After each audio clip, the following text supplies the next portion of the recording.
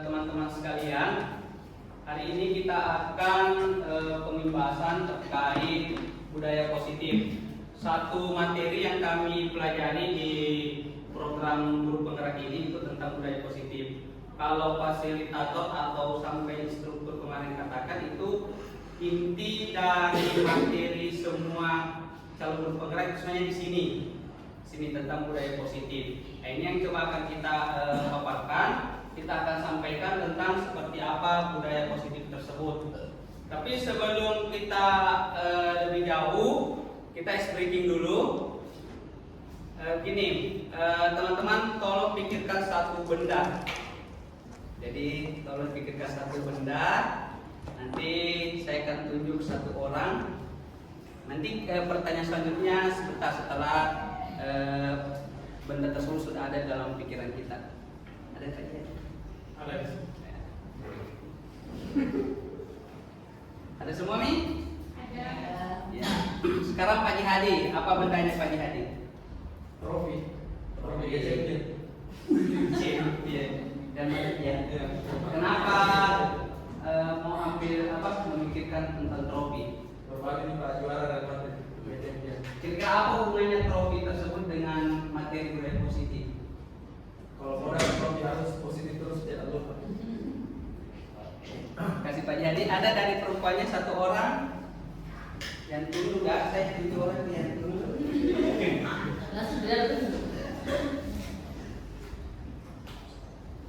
Tadi Isnijul beda, dia bilang Isnijul. Coba Isnijul. Benda apa kita pikir? Iya. HP, kenapa Kim pilih HP? Kalau kira-kira dikaitkan dengan materi budaya positif. Yang sangat berkaitan karena di dalam hal ini kita bisa mendapat banyak informasi dan di dalam sini kita bisa mencari hal-hal apa yang membangun supaya kita tidak mencari sebisa kata-kata yang membuat selalu hari-hari positif tidak penting. Masih lanjut. Ya, dalam kegiatan kali ini kami berkolaborasi, ada 5 orang, ada Ibu Vika, ada Pak Erwin, ada Bu Citra, Pak Mustafa, dan Bu Kiki. Lanjut. Ya, di sini landasannya ada quotes dari Ki Hajar Dewantara bahwa guru itu diibaratkan seorang petani. Kita itu seorang petani yang memiliki peranan penting untuk menjadikan tanamannya itu tumbuh subur. Nah, makanya yang diperlukan adalah bagaimana kita bisa memastikan bahwa lahan kita itu cocok untuk ditanami. Sama tadi ada juga tadi quotes yang sempat tadi guru sempat di-share itu tentang bahwa kita juga ibaratnya seorang pengukir, itu dia tahu oh jenis kayunya seperti ini, terus dia kayu itu akan dibuat seperti apa. Sama dengan hal ini, kita sebagai guru itu kita harus tahu murid kita seperti apa, latar belakangnya seperti apa, dan apa perlakuan yang akan kita berikan. Karena secara filosofi pendidikan, jadi filosofi pendidikan dari Hajar Dewantara itu yang pertama bahwa semua anak terlahir dengan bakatnya dan masing-masing unik. Tidak bisa disamakan nih Gibran Habibie dengan Samsul Muhardin, karena memang beda. Mau disamakan nih Agung Anugrah dengan Putra Ilasun itu beda. Miftah Rosada dengan Ayu Wardani beda. Ya, mereka semua unik. Nopal Safran dengan siapa kira-kira itu beda, semua beda. Aida dengan Sati, Aida pokoknya semua. Mungkin itu 5 pemain futsalnya Ustaz Safar itu katanya pasti beda semua. Ya itu karena mereka unik, mereka itu diciptakan masing-masing, itu ada bakatnya. Maka tugas kita adalah bagaimana menuntun bakat dan dipekertinya agar bisa tumbuh dengan selamat dan bahagia. Itu kuncinya sebenarnya dia bahagia.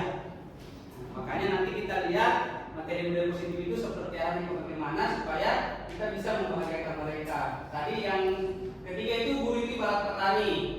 Anak itu ibarat biji jagung. Jadi biji jagung itu sebenarnya tidak ada yang jelek, semuanya bagus. Bisa bagaimana kita mengolahnya, bagaimana bisa mencari tanahnya yang bagus, bisa kasih pupuk yang bagus, pengairannya bagus dan sebagainya sehingga bisa tumbuh bisa kita bandingkan nih. Dulu saya mampu biar diikat saya telingaku tuh santai aja. Sekarang anak biar dibentak itu melapor nih. Itu kan beda memang samanya. Dulu kita tidak pernah kenal yang namanya HP. Waktu saya sekolah saya itu tidak pegang HP. Sekarang kan anak hidup di dunia situ seperti itu. Nah, terus yang terakhir bagaimana semua hal yang kita lakukan itu berpihak kepada anak. Kalau bahasanya itu berhamba, bukan berarti kita harus ngomong-ngomong kepada anak, tidak. Tapi bagaimana itu semua apa yang dilakukan itu lahir dan dasarnya dari anak. Nah, inilah landasannya atau dasarnya sehingga kita akan mempelajari materi ini. Jadi yang pertama nanti ada beberapa bagian materi. Yang pertama itu disiplin positif yang akan dibawakan oleh Bu Vika. Terus yang kedua ada tentang keyakinan kelas dan nilai-nilai kebajikan yang akan disampaikan oleh Pak Mustafa. Terus yang ketiga itu berkaitan tentang kebutuhan dasar manusia yang saya sendiri akan sampaikan. Terus yang keempat itu posisi kontrol guru. Apakah kita sebagai penghukum atau penuntut dan sebagainya akan disampaikan oleh Bu Citra. Dan inti dari semua materi ini adalah segitiga restitusi yang akan disampaikan oleh Bu Vicky. Ya, itulah gambarannya yang akan kita lakukan untuk beberapa waktu ke depan. Kami mulai dari Ibu Fatika Samsul. Dengan ini kami persilahkan. Terima kasih kepada Pak Erwin. Jadi di sini saya membawakan materi terkait budaya positif yang jalan dengan disiplin positif. Jadi dalam modul CGP itu budaya positif itu yang dibahas adalah yang pertama adalah disiplin positif dan nilai kebajikan universal, kemudian keyakinan kelas, motivasi, hukuman dan penghargaan, kemudian kebutuhan dasar manusia, 5 posisi kontrol dan segitiga restitusi. Dan ini kami sudah bagi beberapa rekan kami. Jadi yang mungkin pertama kita bahas adalah apa makna budaya positif dan apa contoh penerapan budaya positif yang telah kita terapkan. Ya, ini adalah salah satu budaya positif yang sudah kita terapkan di sekolah. Jadi apa itu budaya positif?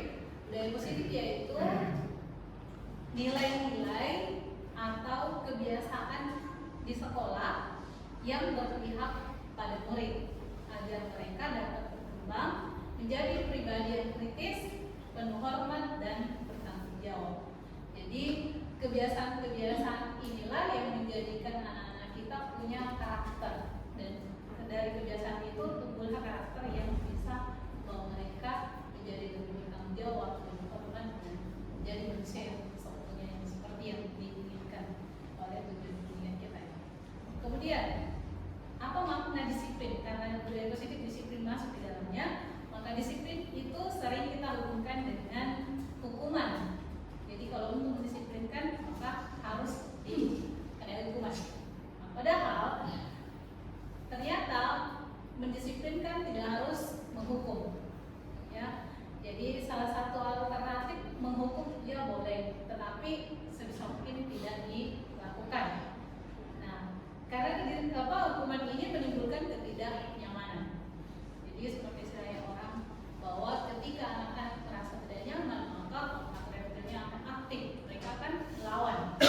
Sehingga apa yang kebaikan-kebaikan yang kita berikan, yang kita inginkan itu tidak tertanam. Justru yang ada adalah mereka lebih reaktif dan susah untuk menerima.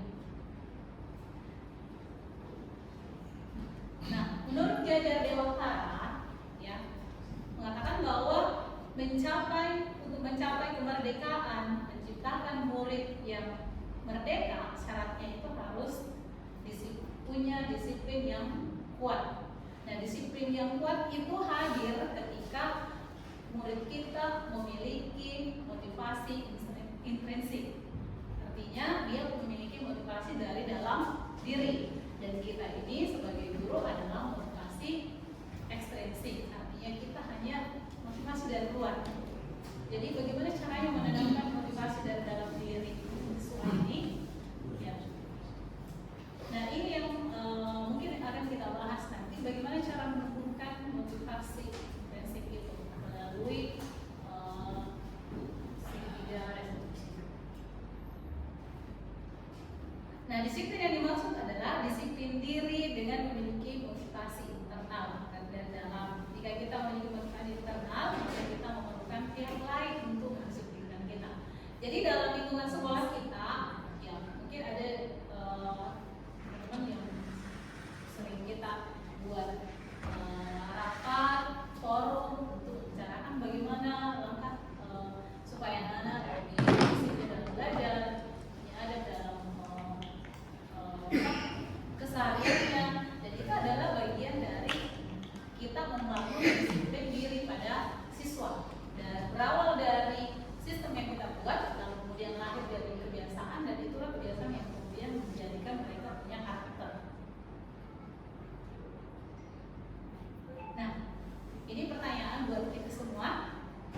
Bila di sekolah kita tidak ada aturan yang memberikan surat teguran bagi guru yang sering datang terlambat, atau tidak ada atasan yang memberikan Anda penghargaan menjadi guru terbaik karena sering tepat waktu, apakah Anda akan tetap datang tepat waktu untuk mengajar murid-murid Anda? Saya mungkin mau minta 1 atau 2 orang yang bisa menjawab berdasarkan ini saja ya, dalam Bapak Ibu Guru. Silakan. Kira-kira kalau misalnya tidak ada aturan ya yang memberikan surat teguran bagi guru yang sering datang terlambat, atau tidak ada reward bagi yang mungkin datang tepat waktu, apakah Anda akan tetap datang mengajar siswa-siswanya Ya, dengan tepat waktu? tindakan tepat waktu. Alasannya kira-kira kenapa? Alasannya tadi mungkin yang pertama saya sampaikan di awal, kalau kita itu berpihak kepada siswa, kepada anak. Jadi kalau dari kita memang untuk mencerdaskan, untuk sharing mungkin, ya aturan memang perlu ada. Tapi kalau dari kita sudah orientasinya jelas, orientasinya baik, ya aturan itu nomor 2 lah. Nomor 2 ya. Yang paling penting dari kita pribadi, kemudian orientasi kita. Oke. Terima kasih Ustadz Kaswan. Jadi yang penting adalah orientasi kita ya. Mungkin dari ibu guru ada yang mungkin bisa memberikan pendapatnya. Ya, bisa silakan Miss Yuli. Miss Yuli sering teman-teman. Silakan Miss Yuli. Miss Yuli, bagaimana pendapatnya Miss Yuli? Ketika di sekolah kita ini tidak ada aturan bagi yang terlambat datang mengajar atau yang Kak, ya kalau saya sering tepat waktu lah ya.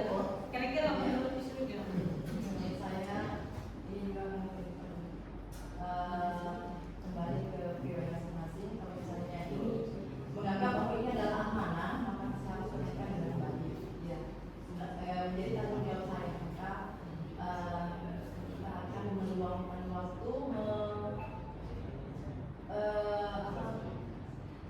sebisa mungkin kita bisa tepat waktu. Tidak ada aturan kita bisa bersama. Jadi memang datang tepat waktu itu memang karena dari keinginan ini ya, kesadaran pribadi ya kita sebagai guru. Nah ternyata itu bisa kita lihat, ternyata ada jenis orang yang memang kesadarannya ya memang dari dalam diri, dan ada juga yang datang tepat waktu karena memang ada sesuatu yang diinginkan. Mari kita lihat perilaku. Nah, ternyata ada 3 motivasi manusia. Yang pertama adalah untuk menghindari ketidaknyamanan atau hukuman. Jadi datang tepat waktu atau ini lebih disiplin karena takut dihukum atau takut dikasih SP3. Ya. Kemudian yang kedua adalah karena ingin mendapat imbalan atau penghargaan orang lain ya, karena ada namanya kalau di siswa sudah teman-teman, kalau di ada juga ya rewardnya misalnya guru terbaik bulan ini. Nah ini yang dikejar. Ini masuk kategori yang kedua. Datang tepat waktu karena mau jadi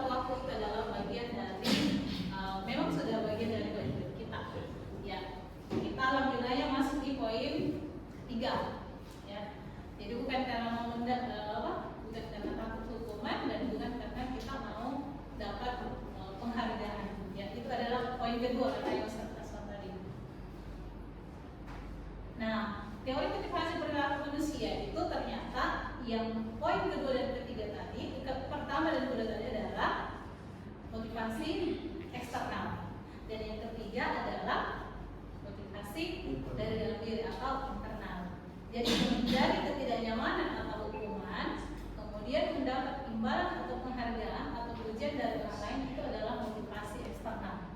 Ya, betul tadi yang disampaikan oleh Pak Fatwa, itu adalah bagian yang kedua. Kemudian motivasi yang ketiga adalah menghargai diri sendiri dari nilai yang mereka percaya. Ya. Motivasi inilah yang membuat seseorang memiliki disiplin positif. Artinya disiplin positif itu memang harus dari dalam, ya, motivasi internal. Dan saya insya Allah teman-teman di sini, Bapak Ibu guru, motivasi internalnya yang paling dominan. Yang kedua motivasi eksternal itu karena ini ikut dulu. Nah, kita masuk ke konsep hukuman, konsekuensi, dan konsep pendekatan restitusi. Jadi tindakan terhadap suatu pelanggaran pada umumnya yang selalu kita sebut sebagai hukuman atau konsekuensi. Ternyata konsekuensi dengan hukuman itu berbeda, ya. Jadi kita karena mengenal hukuman dan konsekuensi sebagai yang pada umumnya kita kenal. Nah, di sini kami akan memperkenalkan namanya konsep restitusi. Tapi saya tidak akan membahas lebih panjang tentang restitusi karena nanti akan dibahas oleh rekan saya, Diki. Jadi restitusi itu proses kolaborasi yang mengajarkan murid untuk mencari solusi. Murid tidak tahu apa yang akan terjadi dan tidak dilibatkan. Hukuman bersifat satu arah. Kemudian dari pihak guru yang memberikan dan murid hanya menerima suatu hukuman tanpa melalui suatu kesepakatan. Misalnya mengobrol, murid tersebut akan kehilangan waktu bermain. Kalau dia asrama mungkin ketika terlambat mengumpulkan laptop, maka besok tidak pakai laptop lagi. Misal, ya, itu ada konsekuensi dan itu sudah dibicarakan kepada anak-anak bahwa konsekuensi ketika tidak disiplin menggunakan laptop adalah tidak menggunakan laptop untuk jangka waktu yang telah ditentukan. Itu ada konsekuensi. Tapi hukuman itu berbeda. Tidak ada kesepakatan sebelumnya tiba-tiba jatuh sanksi. Ya, seperti itu. Kemudian untuk restitusi nanti dijelaskan lebih jauh oleh Budi. Oh iya, saya persilakan kepada Pak Mus. Terima kasih banyak Ibu Vika. Saya izin ke depan. Terima kasih untuk materi saya. Sebenarnya dari disiplin positif, budaya positif yang diterapkan di sekolah, salah satu juga poinnya adalah terkait dengan keyakinan kelas. Sebelum saya memulai terkait tentang keyakinan kelas, mungkin pada dasarnya kadang kita miskonsepsi antara apa perbedaan yang mendasar antara peraturan dengan keyakinan. Mungkin di antara Bapak Ibu ada yang bisa berargumen memberikan pendapatnya, atau ada yang mau membuka mindset kepada teman-teman yang lain. Apa sih sebenarnya perbedaan antara peraturan dan keyakinan itu sendiri? Saya persilakan kepada teman-teman Bapak Ibu yang bersedia. Jadi sepat. Belum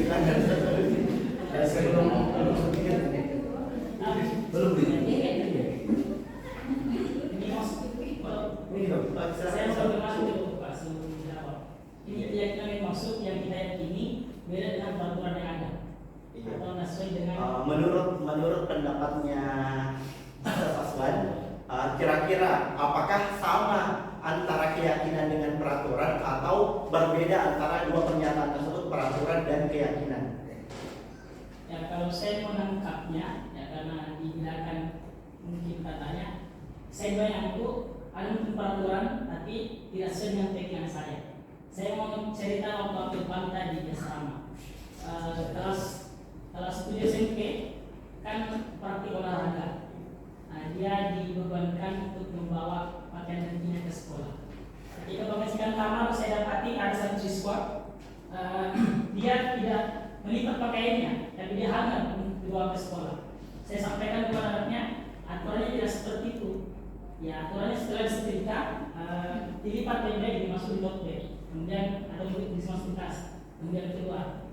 Dia menerima, kemudian keluar di Selasa. Ternyata ketika keluar di Selasa ada begitu banyak yang mengeluarkan pakaian dengan hangat. langsung protes ke saya, Ustaz, ini banyak yang pakai handal. Kenapa saya disuruh ya nada protes? Tapi saya melihat ada juga siswa yang pakai topi mengeluarkan pakaiannya. Saya sampaikan ke anak tadi, kita mau ikuti yang benar atau mau ikuti yang salah.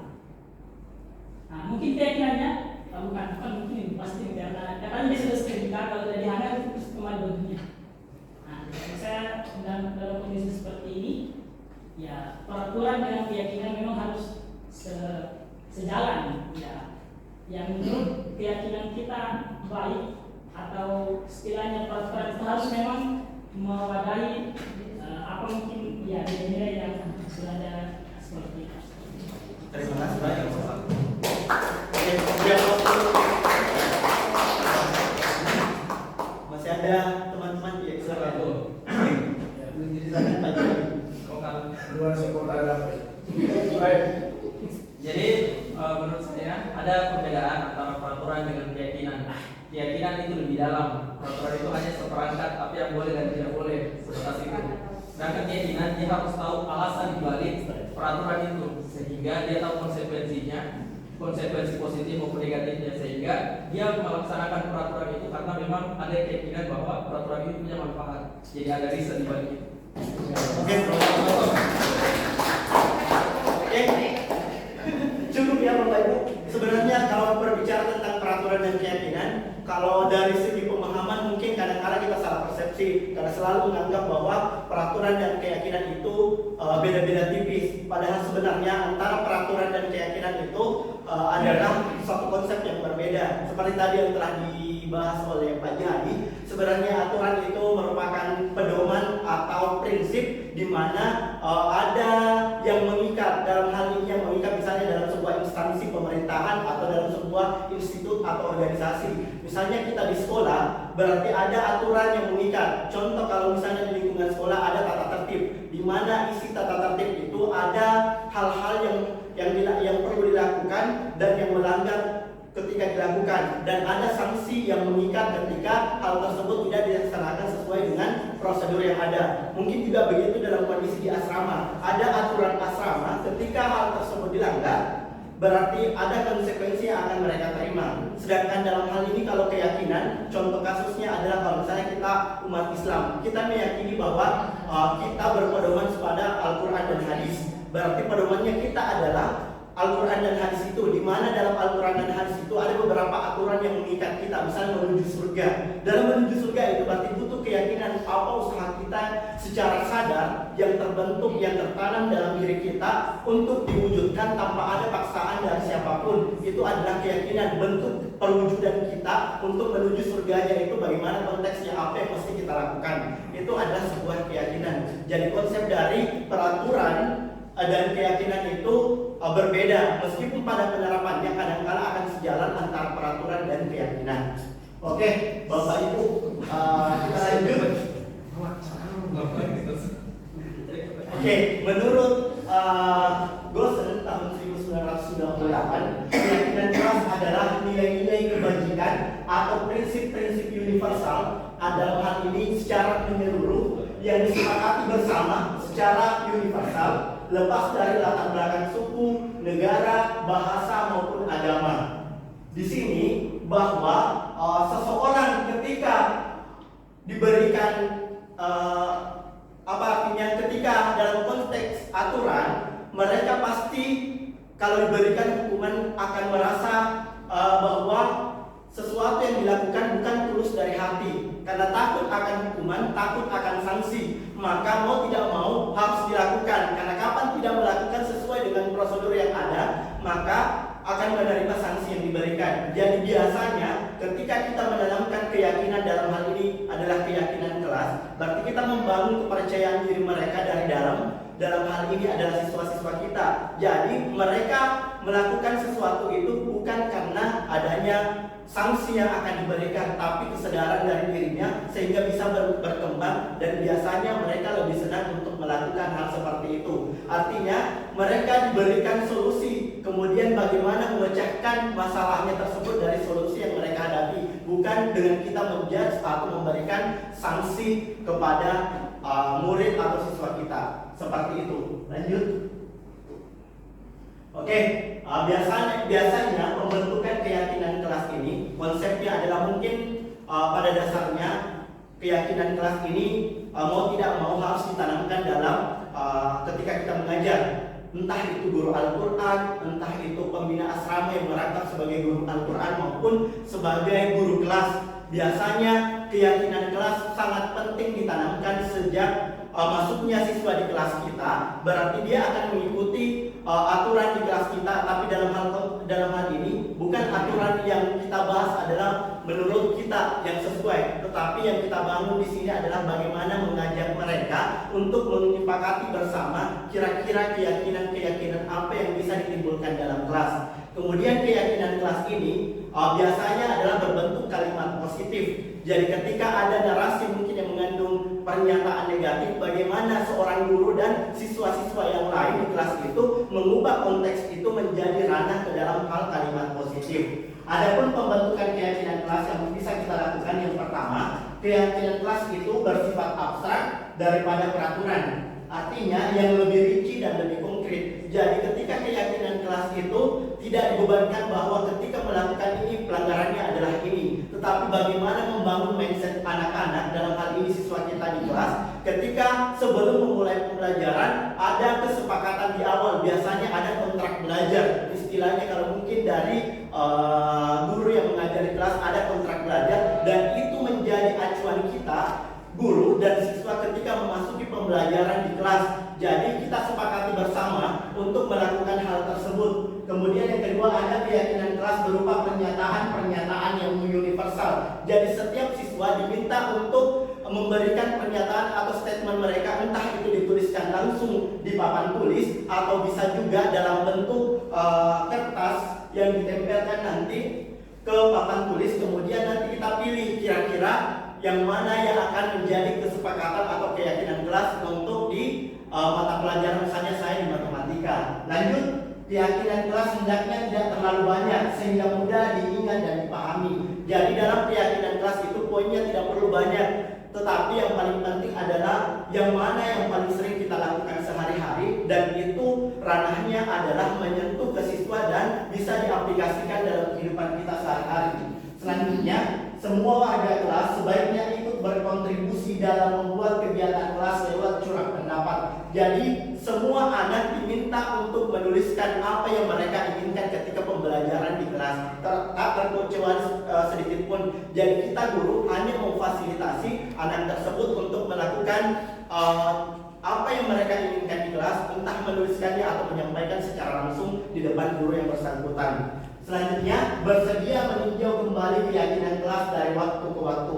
Jadi ini keyakinan kelas bukan hanya sekedar didengungkan, kemudian ditempel di mading kelas atau di dinding-dinding kelas, terus dianggap sudah selesai. Tetapi ketika kita mau memulai pembelajaran, senantiasa kembali mereview, kembali mengingatkan kesepakatan kelas yang telah kita buat sebelumnya. Jadi sebelum memulai pembelajaran, kita ingatkan kembali lagi. Dan ini kesepakatan kelas bisa saja kita review kembali.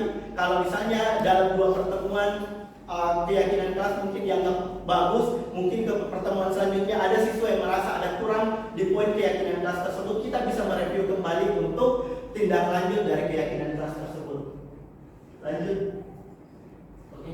Adapun cara membuat keyakinan kelas, yang pertama di sini siswa menulis keyakinan kelas yang diinginkan. Biasanya kalau saya menggunakan sticky note, jadi saya membagikan sticky note kepada masing-masing siswa. Kemudian saya meminta mereka menuliskan kira-kira di kelas pembelajaran, misalnya di matematika, karena saya mengampu di pelajaran matematika, kira-kira sebelum memulai pembelajaran atau saat berlangsung pembelajaran, kira-kira apa yang kalian inginkan di pembelajaran tersebut. Jadi mereka akan menulis kemudian menempelkan di dinding atau di mading kelas yang disiapkan. Kemudian yang kedua, guru dan siswa mengulas keyakinan yang telah ditulis. Jadi setelah ditempelkan, kita akan saring, kita melihat poinnya satu-satu. Kira-kira yang mana memenuhi untuk dijadikan sebagai keyakinan kelas. Karena yang diambil sebagai keyakinan kelas adalah pernyataan yang sifatnya positif. Kemudian yang ketiga adalah mengubah keyakinan kelas menjadi kalimat positif. Jadi ada beberapa mungkin ditulis misalnya tidak boleh makan dan minum. Itu kan bahasanya kalau kita telah ada kata tidak boleh. Kita ubah kata tidak boleh itu menjadi apa misalnya? Tidak diperkenankan, seperti atau ada hal-hal positif lain yang tidak ranahnya mengacu ke kalimat yang cenderung ke negatif tersebut. Selanjutnya, mengecek dan menyepakati keyakinan kelas dengan seluruh warga kelas. Dan setelah dibuat keyakinan kelas ini, biasanya ada teken atau tanda tangan kontrak. Jadi semua siswa maju bersama-sama untuk tanda tangan bahwa itu yang akan dijadikan rujukan dan kesepakatan kelas ketika pembelajaran saya misalnya berlangsung khususnya di matematika. Lanjut Bu. Di sini inilah contoh keyakinan kelas yang mungkin saya buat sebelumnya. Di sini ada beberapa item atau poin yang menjadi kesepakatan kelas dan ini dibuat di Canva, kemudian saya tempel di dinding dan itu yang menjadi ingatannya mereka bahwa mereka ketika di pembelajaran saya harus melakukan apa. Dan ketika mereka melanggar keyakinan kelas, bukan kita memberikan hukuman, tetapi bagaimana caranya adalah meminta solusi dari mereka terkait keyakinan kelas yang dilanggar. Dan itu akan dibahas nanti untuk di materinya Ibu Kiki terkait restitusi. Jadi ada cara penanganan masalah tanpa menghukum anak tersebut. Oke Bu, lanjut. Oke, di sini terkait dengan keyakinan kelas tersebut, di sini kalau di matematika ini namanya adalah diagram Venn. Mungkin bisa dilihat di sini berarti adanya peraturan kelas, adanya peraturan yang mengikat. Karena adanya peraturan yang mengikat, biasanya kita cenderung takut untuk melakukan kesalahan karena takut diberikan sanksi atau hukuman. Jadi dari aturan tersebut, supaya memunculkan keinginan atas dasar pribadi, maka diperlukan adalah sebuah keyakinan kelas. Di keyakinan kelas, ketika konsisten melakukan keyakinan kelas, maka akan menciptakan sebuah lingkungan yang positif. Dari lingkungan yang positif yang kita ciptakan, misalnya salah satu mungkin contoh konkretnya adalah dari hal sederhana yang mungkin saya amati ketika saya masuk di Atirabone sampai sekarang yang tidak luntur, adanya adalah aturan tempat sendal dan sepatu mereka yang tersusun rapi. Itu sebenarnya dari keyakinannya mereka secara pribadi, mungkin yang di awal ada merupakan aturan, tapi karena seiring berjalannya waktu dengan kesadaran mereka tumbuh keyakinan sendiri, akhirnya mereka melakukan inovasi atau perubahan tanpa disuruh lagi. Ketika melihat sendal dalam keadaan berantakan, mungkin mereka akan berinisiatif sendiri untuk menyusunnya tanpa perlu ditegur lagi oleh pembina atau guru, bilakan silakan diperbaiki sendal yang berantakan tersebut. Dari keyakinan itu, maka akan tercipta lingkungan positif di mana mungkin bagi adik-adik ini yang masuk nantinya ketika melihat KKS seperti itu, secara tidak langsung juga akan mengikut bahwa seperti ini konsep yang ditanamkan di Atirabone. Dan lahirlah sebuah budaya di mana budaya ini yang terus menerus dan sampai sekarang dipertahankan, dan salah satunya adalah yang tadi adalah bagaimana menyusun dan merapikan sendal ketika di depan asrama maupun di masjid. Seperti itu salah satunya. Masih banyak budaya lain. Salah satunya pula adalah mengantri ketika makan. Oke? Di materi terakhir untuk di bagian saya ada nilai-nilai kebajikan. Berarti di sini ada nilai-nilai kebajikan. Nilai-nilai kebajikan yang dimaksud di sini adalah bagaimana menumbuhkan kesadaran siswa untuk berlaku baik dan benar. Dalam menumbuhkan kesadaran siswa ini untuk menyadari bahwa ini perilaku yang diberikan adalah yang benar, maka tentunya harus ditanamkan adalah penanaman karakter. Bagaimana cara menumbuhkan penanaman karakter tersebut? Dalam konteks kurikulum Merdeka telah dibahas bahwa ada profil pelajar Pancasila, di mana tujuan dari profil pelajar Pancasila ini ada nilai-nilai karakter yang lebih baik daripada sebelumnya setelah dilakukan perlakuan, dalam hal ini pembelajaran. Adapun poin yang mengikat di profil pelajar Pancasila adalah ada beriman, bertakwa kepada Tuhan Yang Maha Esa. Di sini bagaimana kita bisa berakhlak secara pribadi, berakhlak secara agama, sesama manusia, kemudian secara alam, dan bagaimana berakhlak secara bernegara. Kemudian yang kedua ada mandiri. Di sini sini mandiri bagaimana kita mempunyai inisiatif atau kepercayaan untuk bergerak lebih baik ke depannya. Kemudian ada bernalar kritis. Di sini dituntut adalah bagaimana mampu mengidentifikasi, kemudian mengolah informasi, mengevaluasi, bahkan menarik sebuah asumsi atau kesimpulan terkait dengan konteks yang diberikan. Dan ada berkebinekaan global. Di sini bagaimana memahami sebuah budaya dalam konteks kebinekaan global. Sebenarnya kalau ditinjau lebih dalam lagi, kita bisa melihat juga bagaimana tingkat bukan hanya paham dari segala, misalnya dalam pemahaman konteksnya adalah mahir dalam dunia IT dan sebagainya, tapi bisa dipandang dari segi yang lainnya untuk dari segi berkebinekaan global di sini. Kemudian yang bergotong royong di sini harapannya adalah mampu berkolaborasi satu sama lain sehingga tercipta tujuan yang sama dengan visi yang sama dengan satu suara, akhirnya melahirkan satu kebiasaan yang lebih baik lagi. Dan selanjutnya ada kreatif, adalah ide-ide baru atau gagasan baru yang orisinil, yang lahir dari pemikiran peserta didik kita ke depannya. Mungkin cukup dari saya. Terima kasih. Saya lanjutkan kepada Pak Erwin untuk melanjutkan materinya.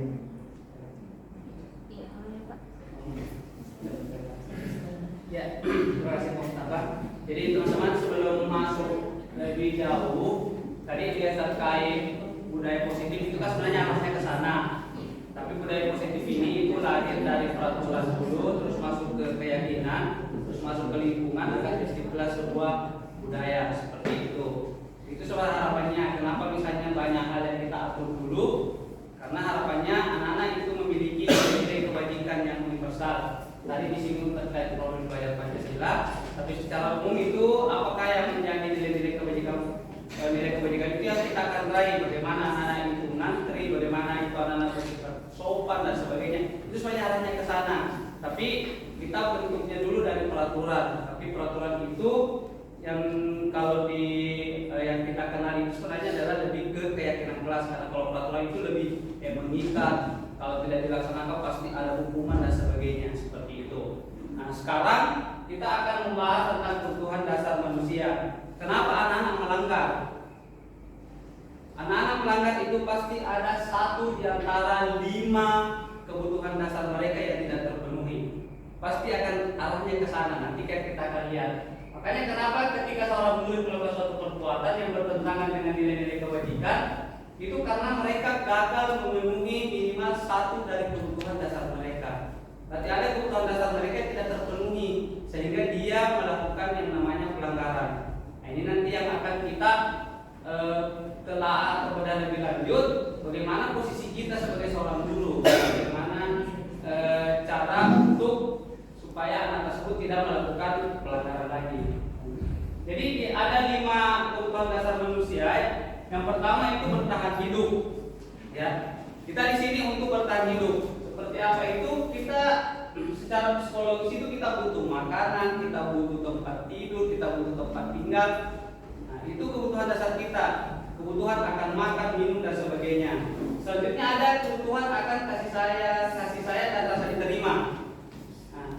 Jadi bagaimana ada mungkin seseorang atau anak-anak dari kita yang biasanya melanggar karena faktor itu. Teman-teman mungkin di asrama atau teman-teman guru itu mendapatkan kenapa ini anak melanggar, setelah ditelusuri lebih jauh ternyata orang tuanya bermasalah. Berarti ada hal yang dia tidak dapatkan. Atau mungkin ada anak-anak misalnya tanda kutip dia mengambil barang temannya, berarti ada kebutuhannya yang tadi makan yang tidak terpenuhi seperti itu. Itu 2 tadi. Terus yang ketiga, yang ketiga itu kepuasan dan penguasaan. Dia ingin berkuasa, dia ingin tampil bahwa saya ini orangnya seperti ini. Itu ada yang terjadi di asrama. Ya, karena dia mau tampil, dia mau diakui bahwa dia orangnya rewa. Dia butuh kekasih sayang situ. Dia butuh yang namanya orang yang diakui bahwa dia jago, dia pintar seperti ini, seperti itu. Terus yang keempat itu dia ingin bebas sebenarnya. Karena ada juga anak itu dia kenapa masuk di Tirabone karena ini bebas. Atau karena mungkin di rumahnya itu selalu tertekan dan sebagainya, masuk di sini dia melakukan sesuatu karena dia ingin bebas.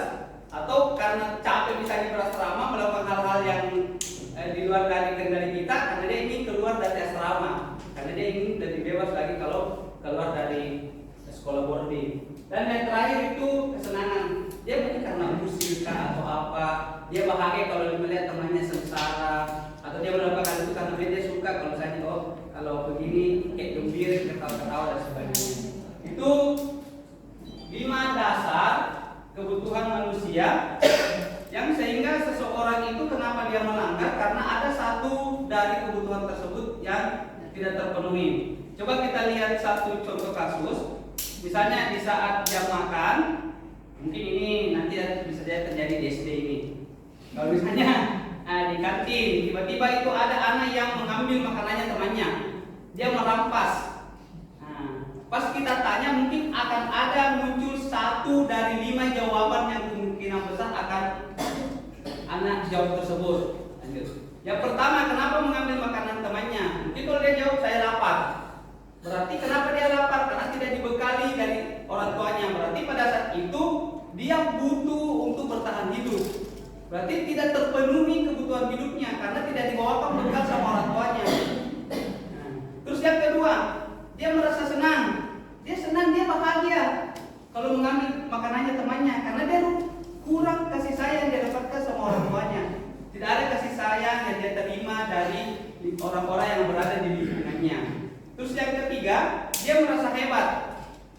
Nah, berarti di situ dia menunjukkan bahwa ternyata kebutuhan dasar yang dipenuhi adalah kekuasaan. Seperti itu. Selanjutnya dia merasa bosan. Bosan ini saya kenapa bilang karena bosan nih, gabut ki, dan bisa nggak kerja. Nah, ambil rampas pakai temannya supaya dikejar kah atau supaya supaya dipanggil sama BK dan sebagainya.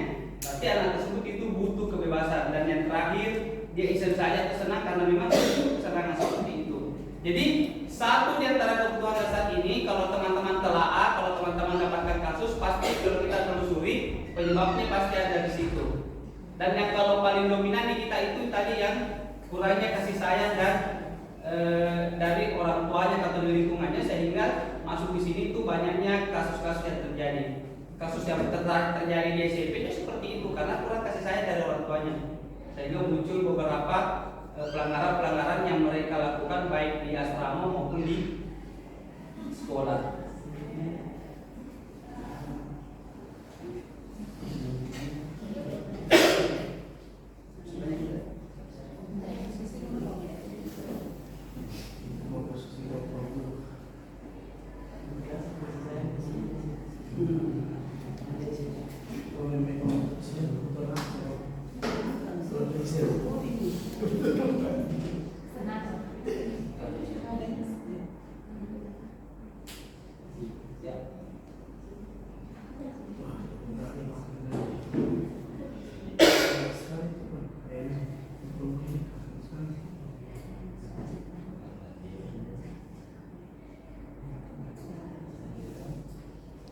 Oke teman-teman, mungkin bisa kita lihat ada contoh kasus.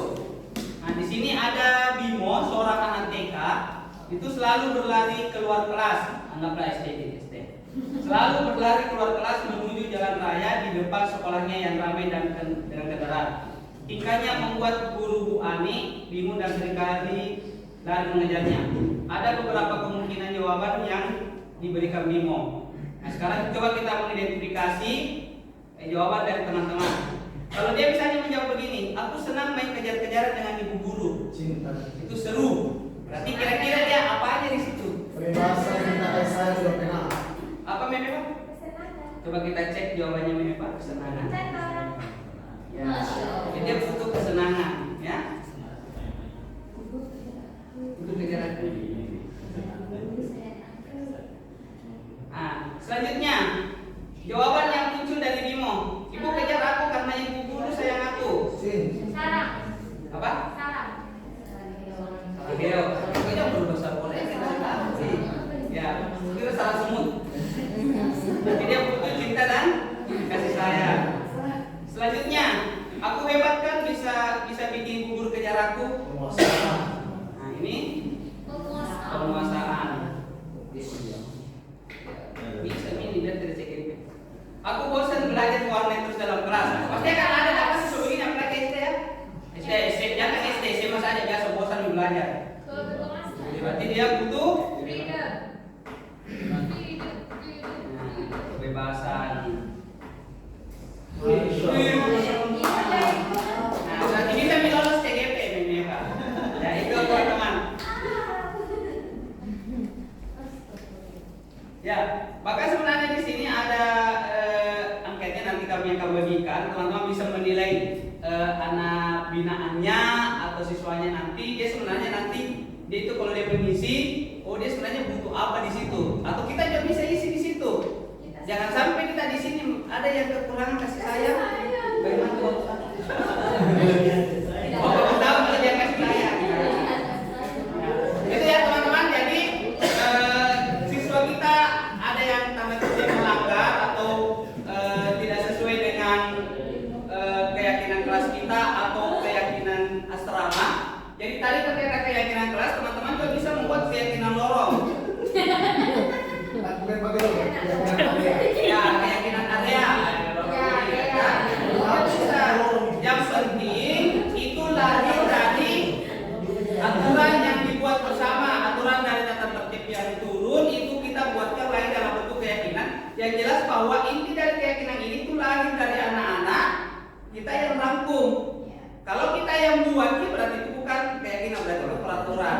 Makanya tata tertib itu namanya memang peraturan, kita yang atur. Terus dari situlah nanti lahir ada keyakinan kelas. Kita harapannya bahwa dari situ nanti akan terbentuk yang namanya satu budaya positif yang bisa mereka terapkan di luar sana. Karena tadi contoh yang disampaikan Bapak Mustafa itu ada beberapa siswa itu masih menerapkannya yang tentang sandal itu. Nah itu kentara kalau ada kejadian itu dipangkep kelihatan oh ternyata ada anak lepas di dalam ini masjid di masjid ini sholat. Ternyata pas dicek ada betul alumni Atira yang sholat di situ karena berbeda posisi sandalnya di antara semua jamaah yang lain. Itu terbentuk budayanya. Kita tidak bisa memaksa semua siswa seperti tapi akhirnya ke sana. Itu ya teman-teman. Selanjutnya terkait posisi kontrol guru yang akan dibahas oleh Bu Citra. Ini penting. Pentingnya di mana? Karena kalau ada anak melanggar, kita harus berposisi seperti apa? Apakah kita mau jadi pembuku atau seperti manajer atau seperti apa? Silakan. Jadi coach. Atau provokator? Izin saya berdiri teman-teman. Ya. Baik, saya melanjutkan pemaparan teman-teman. Materi selanjutnya terkait langkah atau cara-cara untuk membangun budaya positif di sekolah. Saat ini adalah yang akan kita bahas adalah 5 posisi kontrol guru. Ya, kalau tadi bagaimana menciptakan membahas tentang lingkungannya dari diri bagaimana bisa bersikap secara positif, membangun disiplin positif, kemudian di kelas bagaimana membentuk keyakinan. Nah, kalau yang ini bagaimana betul kita berinteraksi dengan siswa, memposisikan diri ketika kita berinteraksi dengan siswa. Nah, di sini ada 5 posisi yang biasa atau yang bisa digunakan oleh guru atau yang biasa dilakukan oleh guru. Yang pertama ada posisi sebagai penghukum, kemudian ada posisi sebagai pembuat merasa bersalah, lalu sebagai teman, kemudian sebagai pemantau, lalu terakhir ada sebagai manajer. Nah, sebentar kita akan lihat perbedaannya masing-masing dan teman-teman bisa mengukur kira-kira selama ini berperan sebagai apa ketika berhadapan dengan siswa. Selanjutnya, nah untuk membedakannya teman-teman ini langsung kita lihat di peta-peta ini ya teman-teman matriksnya. Jadi ada motivasinya. Ini maksudnya yang kalau pertama motivasi ada guru berbuat dan guru berkata. Maksudnya adalah perbuatan guru atau perkataan guru pada setiap posisi. Nah kemudian ada identitas gagal dan identitas berhasil. Ya.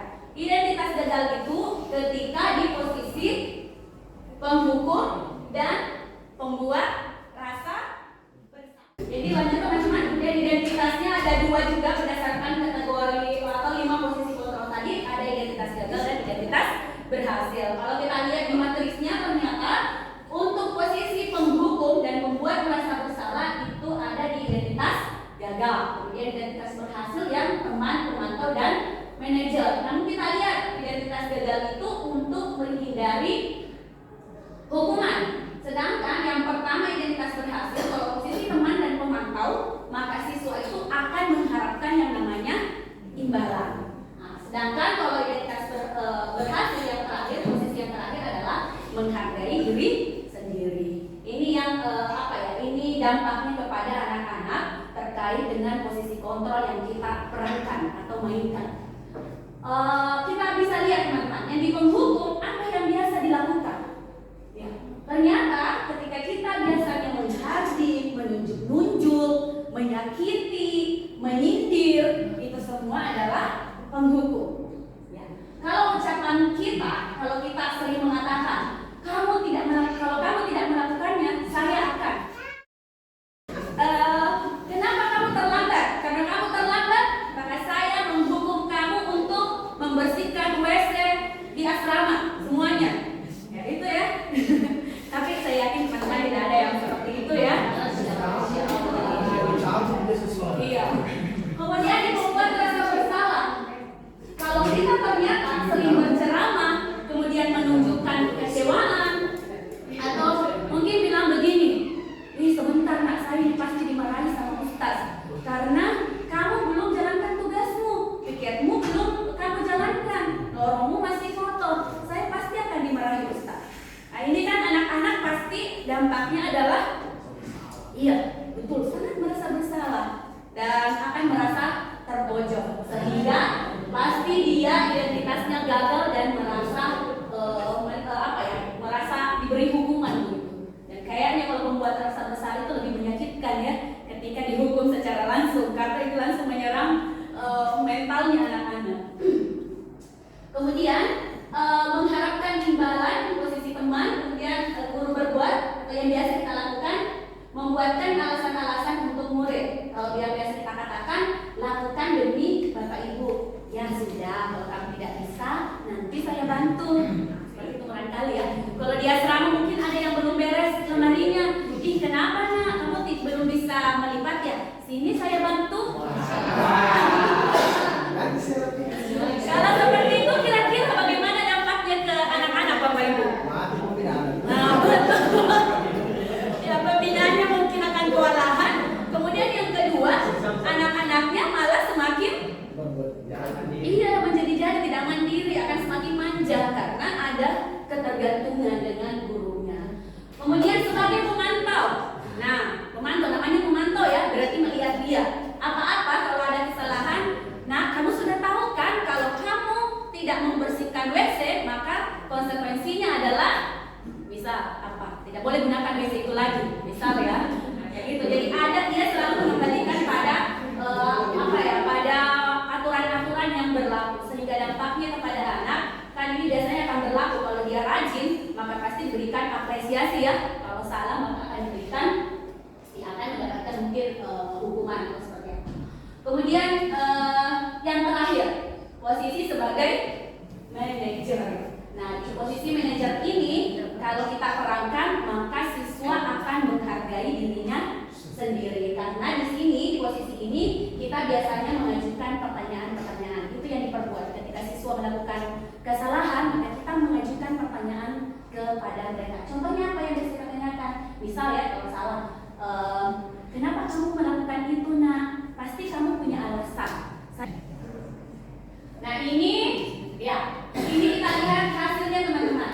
Kalau penghukum, maka siswa ketika kita sering kasih hukuman atau kita sebagai guru mengambil posisi sebagai penghukum, maka hasilnya siswa kita akan memberontak, akan memiliki dendam, bisa saja menjadi pendendam, akan menyalahkan orang lain. Kemudian kalau membuat rasa bersalah, maka dia biasanya menyembunyikan, menyangkal atau berbohong. Pasti dia menghindari untuk pasti dia menghindari alasan-alasan atau tidak mau mengaku yang sebenarnya, karena itu tadi tidak mau dia merasa bersalah ya. Kemudian kalau kita sebagai teman, maka anak itu akan memiliki ketergantungan dengan kita. Dia tidak mandiri, malah semakin manja ya. Mungkin nanti kalau di SD, karena anak-anak mungkin banyak yang belum mandiri, pasti di rumah itu apa-apa dilakukan sama orang di rumah. Nah, mungkin di sini yang bisa kita terapkan supaya tidak menjadi temannya, tapi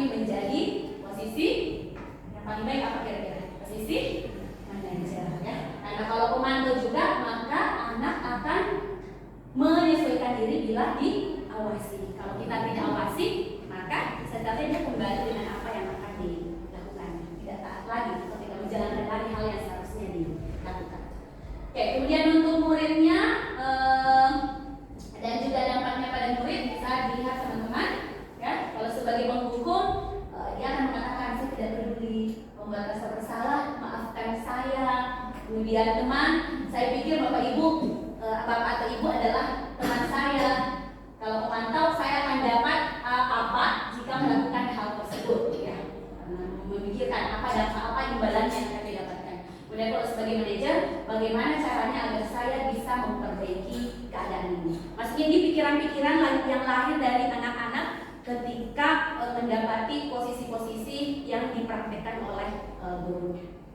Kita lanjut, Bu Vika. Coba kita, ya. Sudah jelas tadi ya teman-teman, ya? Masih ingat tadi berapa posisi kontrol? 5. Apa yang pertama? Menghukum. Menghukum, ya. Membuat bersalah. Teman. Pemantau.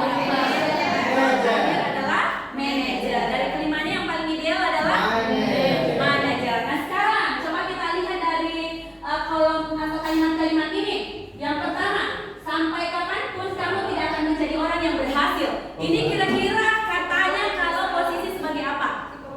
Pemberi yang bersalah. Penghukum. Membuat rasa bersalah. Coba diamati kalimatnya. Sampai kapanpun kamu tidak akan menjadi orang yang berhasil. Dan menghukumnya dari segi kata-kata atau segi verbal. Ya, jadi hukuman itu tidak hanya fisik, ya. Ya doa gitu. Jadi dia juga secara verbal. Kemudian kalau yang berikutnya, jika masih belum mengerti nanti saya bantu. Jelas, ya. Teman, saya merasa kecewa denganmu hari ini. Membuat rasa bersalah. Jika masih belum mengerti nanti saya bantu. Adalah teman. Peraturannya apa? Apa ini? Pengaman atau pemantau. Sini kembali ke aturan. Apa yang akan kamu lakukan? Apa yang kamu lakukan? Nah, alhamdulillah karena teman-teman sudah bisa mengatakan tadi, kira-kira kalau kita merefleksikan diri, peran apa yang biasanya kita mainkan? Membuat merasa bersalah. Ya, terus? Terus? Saya harus bisa menjadi Berubah ya Ustaz, ya? Oke, baik. Nah mungkin sampai di sini untuk penjelasan 5 posisi kontrol. Semoga bermanfaat teman-teman, dan ke depan kita semua bisa melatih diri untuk senantiasa bersikap sebagai seorang manajer. Bagaimanapun mungkin kesalahannya itu siswa, tetapi kita tetap konsisten, tetap belajar, bersabar, dan memerankan diri sebagai seorang manajer. Selanjutnya akan dijelaskan oleh Uki. Baik, terima kasih Bu Citra. Masih semangat teman-teman? Masih. Sepertinya sudah mulai lihat handphone, sudah mulai tidak fokus. Sebelum kita lanjut mungkin kita teriakkan dulu ya, lihat ini Akira. Sekali ya. Oke, Akira. Oke, Masya Allah. Semoga dengan menggaungkan selalu moto kita itu menjadi motivasi tersendiri untuk selalu membentuk anak-anak yang unggul maupun anak-anak yang cerdas. Baik, mungkin dari tadi teman-teman sudah bosan mendengarkan kata-kata dari rekan-rekan saya di sini yang selalu mengatakan nanti akan dijelaskan lebih lanjut oleh Bu Kiki pada materi restitusi. Dan itu bukan satu orang yang bilang, ya. Kenapa itu selalu berulang-ulang? Karena memang inti dari budaya positif ini ada pada materi restitusi, ya, materi restitusi. Tadi yang pertama teman-teman sudah mendengarkan materi tentang apa? Yang paling pertama, masih ingat? Sudah lupa? Oke, mungkin seperti inilah gambaran juga di kelas, ya. Jadi kita juga harus memahami sebuah kita. Yang pertama tadi tentang budaya kemudian dilanjutkan dengan budaya kemudian lima dan kebutuhan dasar. Kemudian yang baru saja kita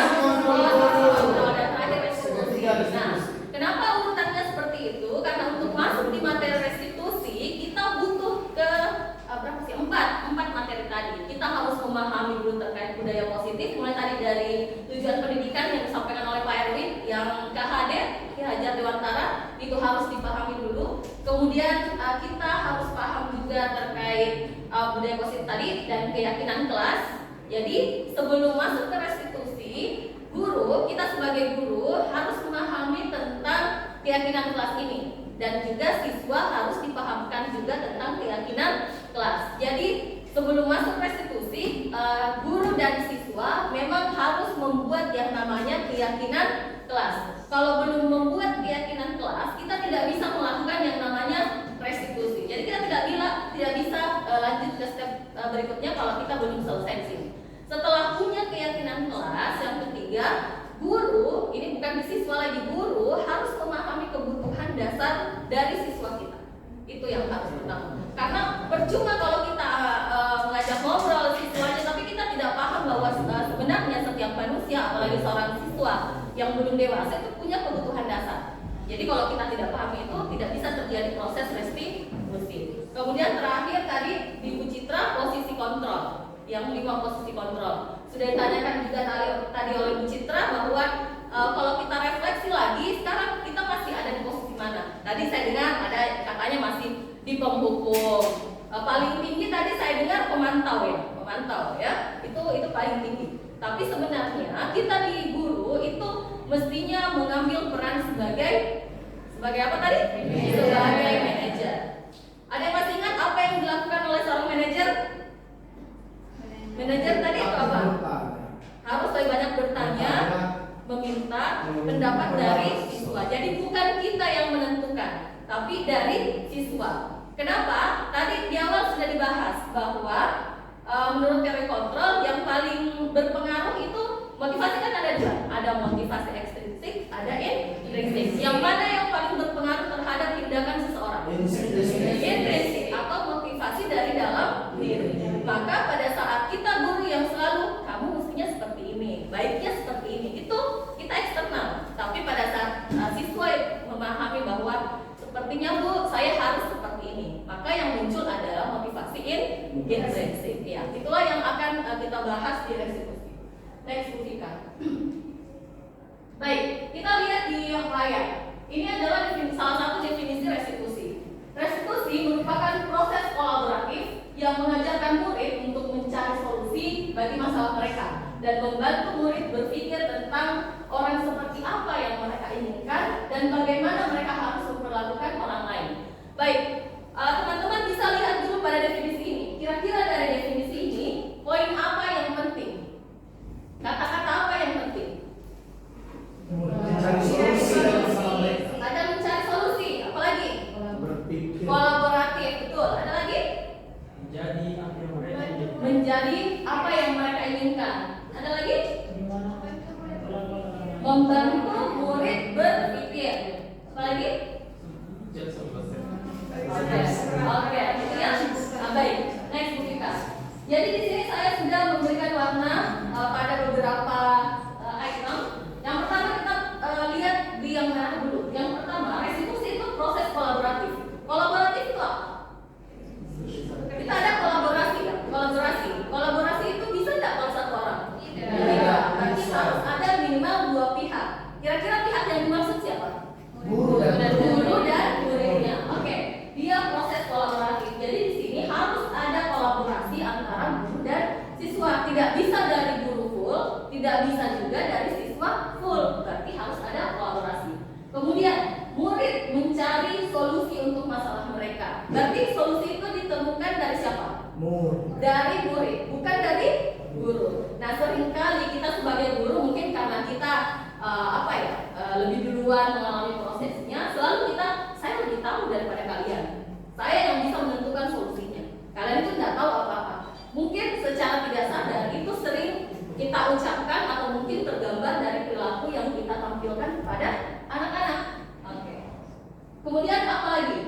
Murid apa yang mereka inginkan dan bagaimana mereka memperlakukan orang lain. Jadi kita tidak bisa menentukan solusi itu berdasarkan apa yang guru inginkan. Tapi apa sih yang anak-anak kita inginkan? Mereka maunya seperti apa? Ya. Kemudian bagaimana mereka memperlakukan orang lain. Jadi mereka diminta untuk kira-kira kalau kamu di posisi itu kamu mau diperlakukan seperti apa? itu harus memang muncul dari dalam diri. Kemudian ada yang bercetak biru.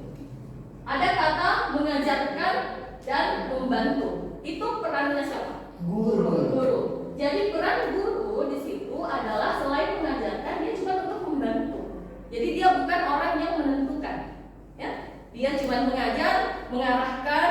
Kan kita guru ini fasilitator ya, dalam pembelajaran maupun dalam interaksi dengan siswa. Kemudian ada membantu. Jadi kita fokus pada membantu.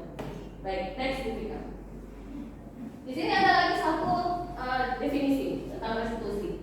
Restitusi itu proses menciptakan kondisi bagi murid untuk memperbaiki kesalahan mereka sehingga mereka bisa kembali kepada kelompok mereka dengan karakter yang lebih kuat.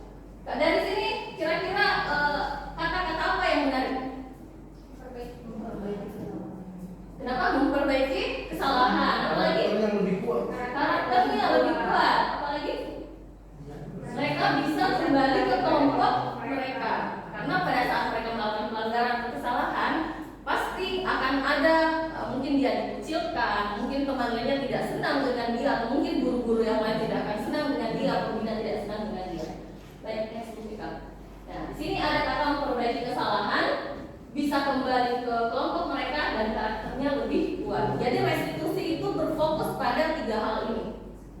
Anak-anak itu bisa memperbaiki kesalahan, dia kembali ke kelompok mereka dengan harga dirinya tetap dipertahankan, kemudian karakternya menjadi lebih kuat. Baik, next. Nah, di sini kita akan mempelajari tentang segitiga restitusi. Biasanya kan mungkin pada saat anak-anak melakukan kesalahan, biasanya teman-teman apa yang paling pertama dilakukan? Anggaplah saya misalnya ketahuan mencuri. Apa kira-kira yang biasa langsung dilakukan oleh teman-teman? Pasti langsung? Oh, ada langsung fisik. Oke, kan kita bahas nih ya. Ada juga langsung bilang ingat DO. Ya, itu sih kalau misalnya lebih sering di sini ya, karena itu adalah pelanggaran yang berat. Nah, untuk menghadapi permasalahan seperti itu, sebaiknya kita berada di posisi manajer. Nah, di posisi manajer itu kita harus menerapkan yang namanya segitiga restitusi. Ya, jadi di sini prosesnya itu ada 3. Yang pertama adalah menstabilkan identitas. Yang kedua adalah validasi tindakan yang salah. Kemudian yang ketiga adalah menanyakan keyakinan. Ini 3 proses dalam segitiga restitusi. Nah, seperti apa proses itu? Next. Yang pertama adalah proses menstabilkan identitas. Pada proses menstabilkan identitas ini, di situ dia harus berdasarkan prinsip kesalahan itu merupakan bagian dari proses pembelajaran. Jadi kita tidak boleh menjudge bahwa anak-anak yang berbuat salah, dia itu orang yang gagal, tapi dia merupakan proses pembelajaran. Berikutnya, berperan menggeser identitas murid dari identitas gagal ke identitas sukses. Itu tadi sudah dijelaskan sama Citra. Nah, ini yang ketiga, ini sangat penting dan jangan ini mengingatkan kepada diri saya pribadi dan teman-teman semua, jangan mengkritik murid yang sedang mengalami identitas gagal. Seperti tadi ada bahasan contoh yang Ibu Citra, kamu tidak akan berhasil. Kata-kata kan adalah doa, kita orang tuanya. Jadi jangan mengkritik murid yang sedang mengalami identitas gagal. Nah, kata-kata apa yang bisa kita gunakan untuk langkah menstabilkan identitas ini? Yang pertama bisa membuat kesalahan itu hal yang wajar. Bisa juga manusia tidak ada yang sempurna. Ya memang kita agak putus sedikit tidak apa-apa lah ya. Kita bisa memperbaiki masalah ini. Saya tidak menanyakan kesalahannya. Kita fokus untuk memperbaiki masalah ini. Apakah saat ini kamu tengah menjadi orang yang baik untuk dirimu sendiri? Nah, jadi di awal kita tidak langsung membahas kamu mencuri, kamu seperti ini, nanti kamu akan seperti apa? Akan dideo dan sebagainya. Tapi kita stabilkan dulu identitasnya, karena pada saat ini siswa kita sedang berada dalam identitas gagal. Jadi kita stabilkan dulu identitas. Baik, next. Yang kedua, validasi tindakan yang salah. Yang pertama, yaitu berdasarkan pada prinsip setiap perilaku berupaya memenuhi suatu kebutuhan tertentu. Tadi sudah dijelaskan sama Pak Erwin, ada 5 kebutuhan dasar. Berarti pelanggaran mungkin yang dilakukan, kesalahan yang dilakukan itu karena salah satu kebutuhan dasarnya tidak terpenuhi. Itu kita harus selalu mengingat itu. Jangan selalu mencuri. Mungkin saja misalnya dia mau beli bakso di Pop, tidak ada uangnya, berarti dia kebutuhan ini pelaksanaan stimulus respon menjadi proaktif. Jadi kita bukan ini saja, kita lebih proaktif untuk menggali masalahnya. Mengenali dan mengakui kebutuhan murid ini dapat memperbaiki hubungan dengan murid. Nah, kenapa kira-kira dia dapat memperbaiki hubungan? Karena dalam prosesnya kita berbicara itu dari hati ke hati dengan anak-anak. Kita berusaha memahami apa sih sebenarnya kebutuhan yang tidak terpenuhi. Ya. Karena kalau kita belum sampai di situ, kita tidak bisa menyelesaikan proses restitusi ini. Kita harus memahami apa yang disebut tercapai. Kemudian pertanyaan atau pernyataannya disampaikan dengan nada suara yang tidak menghakimi dan memojokkan. Nada suara pada saat kita berbicara dengan orang lain itu sangat berpengaruh, ya, sangat berpengaruh. Beda kalau kita panggilnya dengan baik-baik, sama langsung menghardik. Istilah tadi Citra menghardik ya, yang pada saat menghukum, ya. Jadi nada suara itu sangat berpengaruh dalam proses komunikasi. Oke. Nah, apa pertanyaan yang bisa diajukan? Contohnya, kamu bisa saja bertindak lebih gegabah dari ini.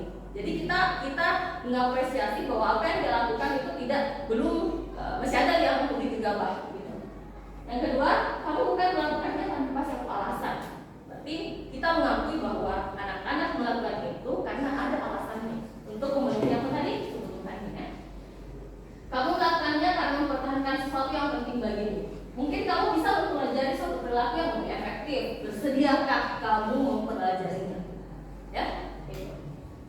Berikutnya yang terakhir, yaitu pada step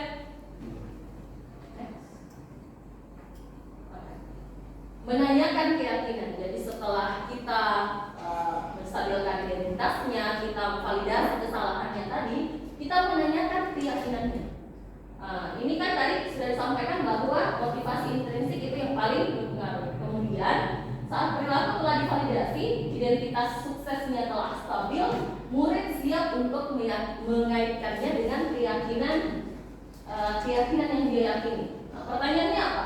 Misalnya sebagai anggota kelas misalnya atau anggota area, apa yang kita yakini? Itu kan sudah ada ya keyakinan kelas sebelumnya. Jadi kalau tidak ada keyakinan kelas, kita tidak bisa mengajak anak-anak bicara seperti ini. Kemudian yang kedua, nilai apa yang sudah kita sepakati? Seperti apa gambaran kelas yang ideal bagi kamu? Kamu ingin menjadi orang yang seperti apa?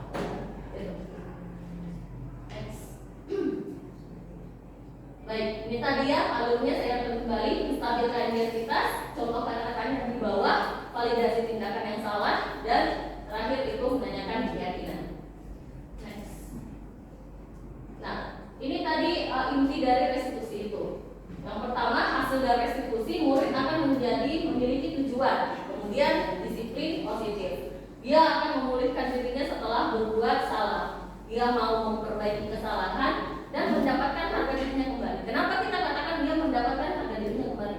Karena dia menawarkan solusi untuk masalahnya sendiri. Jadi bukan kita yang menyuruh, tapi dari dia. Itu mempertahankan harga diri. Nah, di sini ada yang saya bilang dan checklist. Jadi restitusi itu bukan pada bagaimana perilaku untuk menyenangkan orang lain atau menghindari ketidaknyamanan. Jadi bukan pada saya merasa bersalah, guru saya, sang pembina saya dan seterusnya. Tapi dia menjadi orang yang menghargai nilai-nilai kebajikan atau keyakinan yang telah disepakati atau mereka percaya. Itu inti dari restitusi. Next.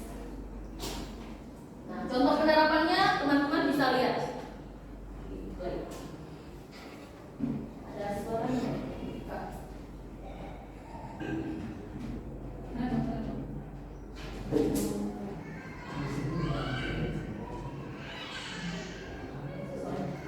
Kita lihat contoh penerapannya ya di 3 restitusi.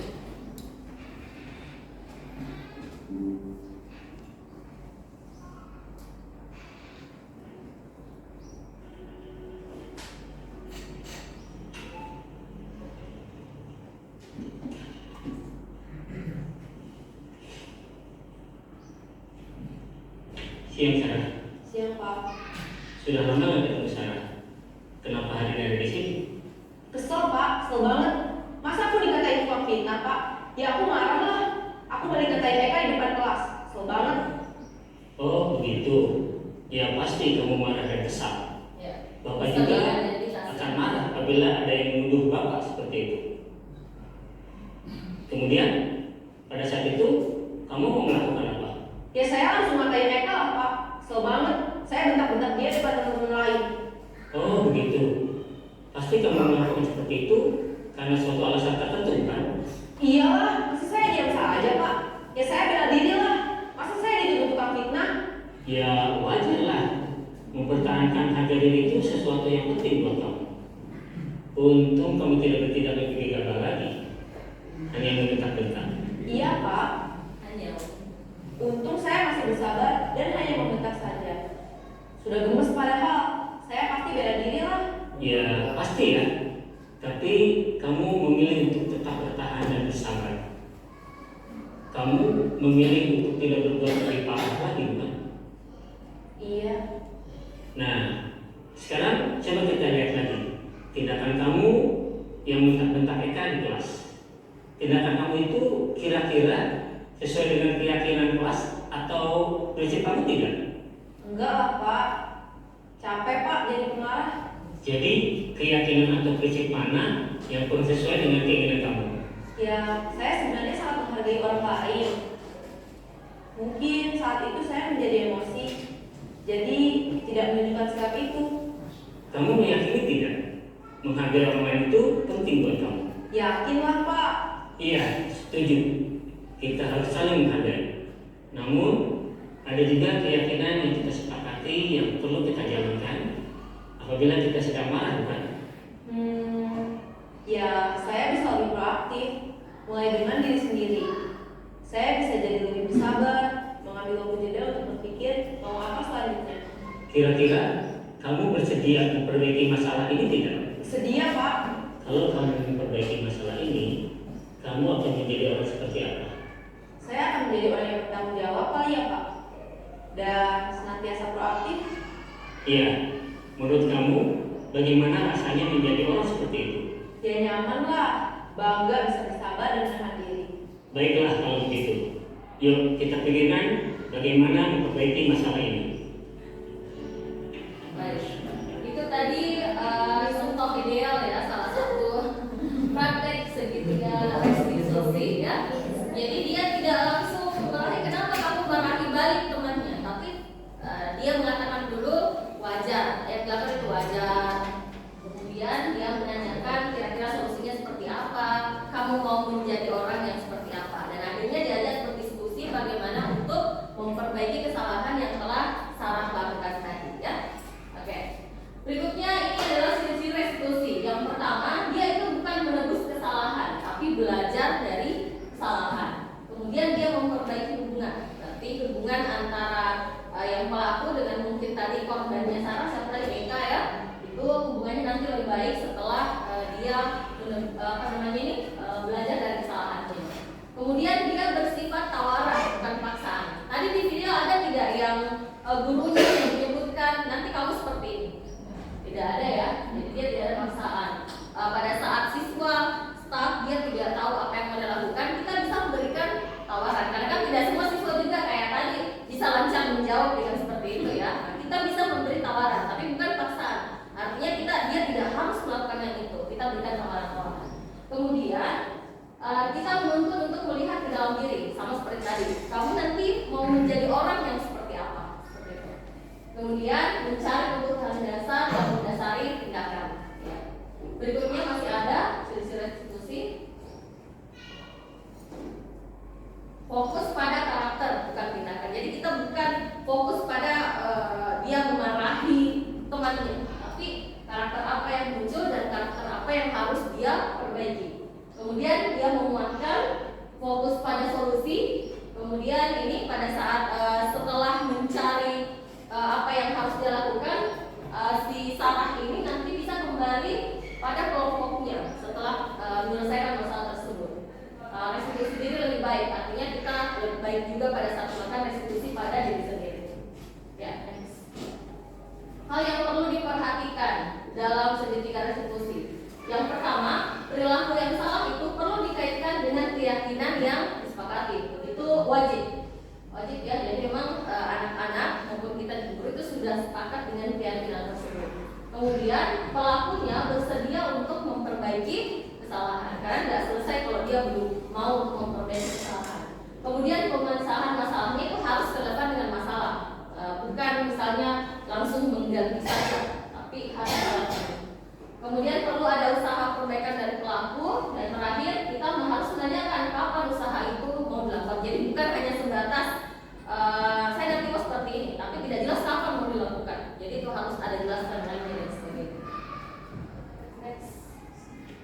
terakhir ya. Itu mungkin itu materi secara umum tentang restitusi dan budaya positif yang sudah kami sampaikan. Semoga bisa bermanfaat bagi teman-teman. Saya kembalikan ke moderator. Terima kasih Bu Kiki, teman-teman yang lain.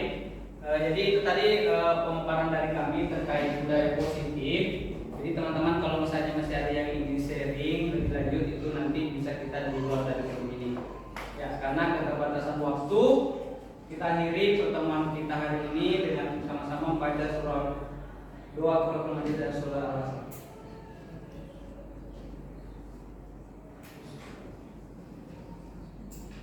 Assalamualaikum warahmatullahi wabarakatuh. Waalaikumsalam.